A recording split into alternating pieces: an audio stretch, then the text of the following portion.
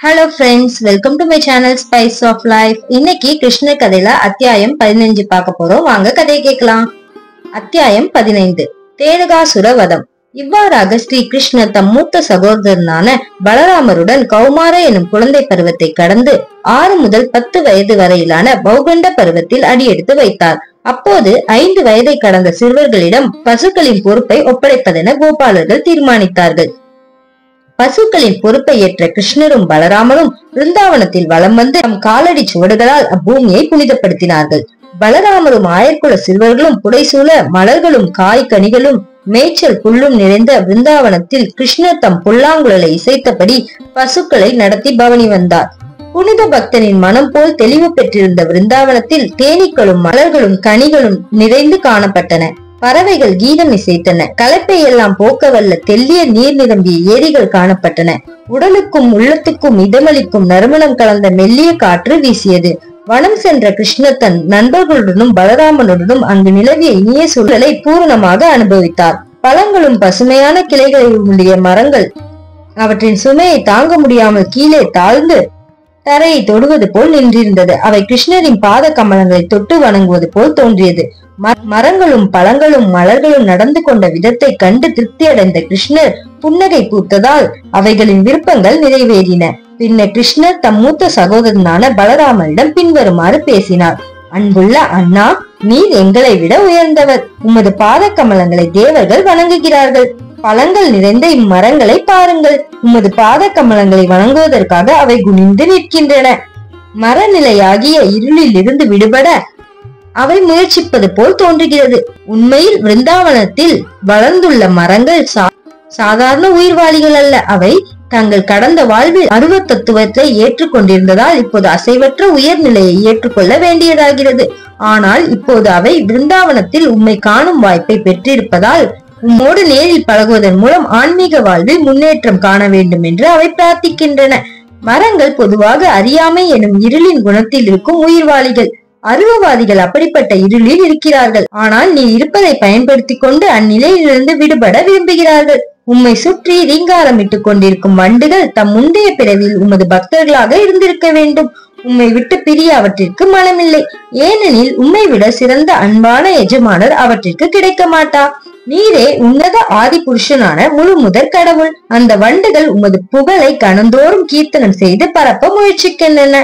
அவற்றில் சில உமது பக்தர்களான மகா முனிவர்களாக இருக்க வேண்டும் என எண்ணுகிறேன். கன நேரமும் உம்மை விட்டு பிரிய மனமில்லாமல் அவர்கள் வண்டுகளாக உம்மை சுற்றி வருகிறார்கள். அன்பான அண்ணா, நீர் வணக்கத்துரிய உன்னதமான கடவுள். மயில்கள் பரவசமடைந்து எதிரில் நர்த்தனம் ஆடுவதை பாரும். கோபியரை போன்ற நடையை உடைய மான்கள் அதே அன்புடன் உம்மை வரவேற்கின்றன. வரவால் தம் இல்லங்கள் மங்களமடைந்த மகிழ்ச்சியில் குயில்கள் உம்மை இசைப்பாடி வரவேற்கின்றன. பிருந்தாவன வாசிகளான இவர்கள் மரங்களும் மிருகங்களும் ஆனாலும் புகழ் பேசுகின்றன. மகான்கள் தம் இல்லத்திற்கு வரும் மற்றொரு மகானை வரவேற்பது போல் இவையும் உம்மை தமக்கு தெரிந்த சிறந்த முறையில் வரவேற்க முற்படுகின்றன. இந்த நிலம் உமது அடிச்சுவடுகள் தன் மீது படும் பாக்கியத்தை பெற்றிருக்கிறது. உம்மை போன்ற மகா புருஷரை இந்த விருந்தாவன வாசிகளான இயல்பு செடிகள், கொடிகள், மூலிகைகள் எல்லாம் உமது பாத கமலங்களை தொடும் பாக்கியத்தை பெற்றுள்ளன. சிறு செடிகளின் கொம்புகளை நீர் கைகளால் தொடும்போது அவையும் மகத்துவம் அடைகின்றன. இங்குள்ள மலைகளும் நதிகளும் உமது பார்வைப்பட்டு புண்ணியம் அடைகின்றன. எல்லாவற்றிற்கும் மேலாக விரஜ பூமியின் நங்கையரான கோபியர் உமது அழகால் கவரப்படுகிறார்கள். அவர்கள் மிகுந்த பாக்கியசாலிகள். எவ்வாறெனில் உமது பலம் மிக்க கரங்களால் நீர் அவர்களை தழுவுகிறீர். இவ்வாறாக கிருஷ்ணரும் பலராமரும் பிருந்தாவன வாசிகளுடனும் கன்றுகளுடனும் பசுக்களுடனும் யமுனா நதிக்கரையில் முழு திருப்தியோடு உல்லாசமாக இருந்தார்கள். சில இடங்களுக்கு கிருஷ்ணருடனும் பலராமருடனும் அவர்களின் நண்பர்களும் சென்றார்கள். சிறுவர்கள் வண்டுகளின் ரீங்காரத்தை பின்பற்றி பாடினார்கள். மலர் மாலைகள் அணிந்திருந்த கிருஷ்ணருடனும் பலராமருடனும் அச்சிறுவர்கள் சென்றார்கள். நடந்து சென்ற போது சிறுவர்கள் ஏரிகளில் நீந்திக் கொண்டிருந்த அன்ன பறவைகளின் கொக்கரிப்பை நடித்து காட்டினார்கள். அல்லது கிருஷ்ணரின் முன் மயில்களை போல் ஆடி காட்டினார்கள். கிருஷ்ணரும் அதே போல் கழுத்தை அசைத்து நடிப்பதை கண்டு எல்லோரும் சிரித்தார்கள். கிருஷ்ணரின் பாதுகாப்பில் இருந்த பசுக்களுக்கு பல பெயர்கள் இருந்தன. கிருஷ்ணர் அவர்களை பெயர் சொல்லி அழைப்பார். கிருஷ்ணர் அழைப்பதை கேட்டதும் பசுக்கள் அம்மா என்று குரல் கொடுக்கும். இவ்வாறு கிருஷ்ணரும் பசுக்களும் பேசிக் கொள்வதை சிறுவர்கள் கேட்டு மனம் மகிழ்வார்கள். சகோரம், மயில், குயில், பாரத்வாஜம் போன்ற பல பறவைகளின் ஒளியை போல் சிறுவர்கள் கூவுவார்கள். சில வேளைகளில் பெரிய மிருகங்களை கண்டு பலத்தில் குறைந்த சிறிய மிருகங்கள் ஓடி ஒளிவதை காணும் சிறுவர்கள் அவைகளைப் போலவே சிறிது தூரம் அவற்றுடன் ஓடுவார்கள். களைப்படையும் போது பலராமர் சிறுவர்களில் ஒருவனின் மடியில் தலை வைத்து படுப்பார். கிருஷ்ணர் அவரின் கால்களை பிடித்து விடுவார். சில வேளைகளில் கிருஷ்ணர் பனை ஒளியினால் செய்யப்பட்ட விசிறியால் பலராமருக்கு வீசுவார். அந்த மெல்லிய காற்று பலராமருக்கு இதமாக இருக்கும். பலராமர் ஓய்வெடுக்கும் போது சில சிறுவர்கள் ஆடி பாடுவார்கள் அல்லது குஸ்தி போடுவார்கள்.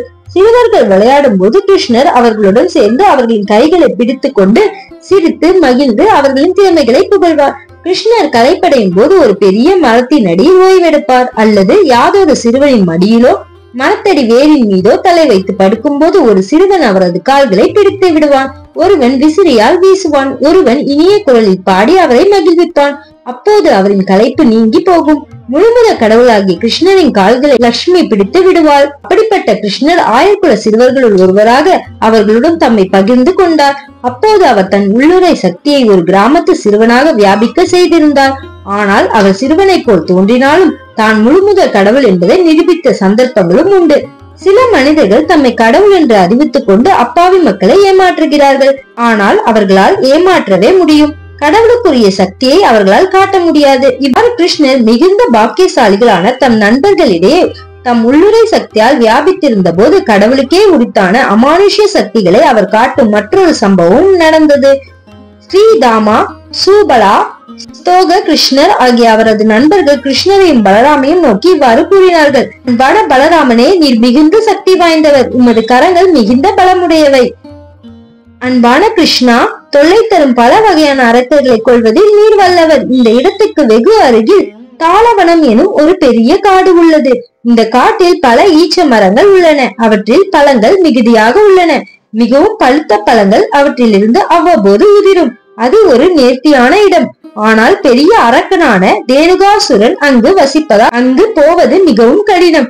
பழங்களை பறிக்க யாரும் அந்த மரங்களை அணுக முடியாது. அன்பான பலராமரே, கிருஷ்ணரே, அந்த அசுரன் ஒரு கழுதையின் உருவில் அங்கே இருக்கிறான்.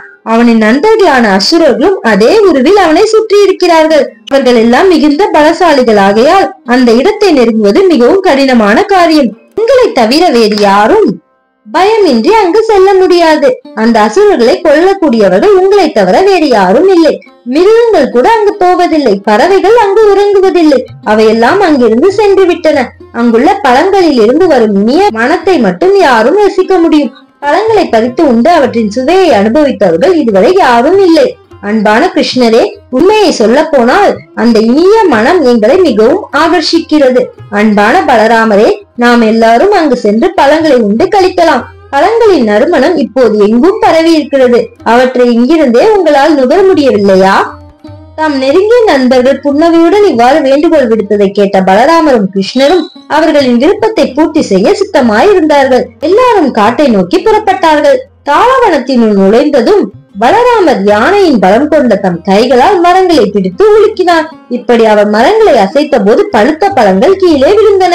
அங்கு கழுதைகளின் உருவில் இருந்த தேனுகாசுரன் பழங்கள் விழுந்த ஓசையை கேட்டதும் வெகு வேகமாக அங்கு வந்தான். அவன் அங்கு வந்த வேகத்தில் ஏற்பட்ட அதிர்வால் நிலம் முழுவதும் பூகம்பம் ஏற்பட்டது போல் நடுங்கி மரங்கள் எல்லாம் ஆட்டம் கண்டன. அசுரன் முதலில் பலராமனின் முன்பு வந்து அவரது மார்பில் தன் பின்னங்கால்கள் படும்படியாக உதைத்தான். முதலில் பலராமர் எதுவும் கூறவில்லை. கோபம் கொண்ட அசுரன் மிகுந்த பலம் கொண்டு மேலும் வேகத்தோடு மோதினான்.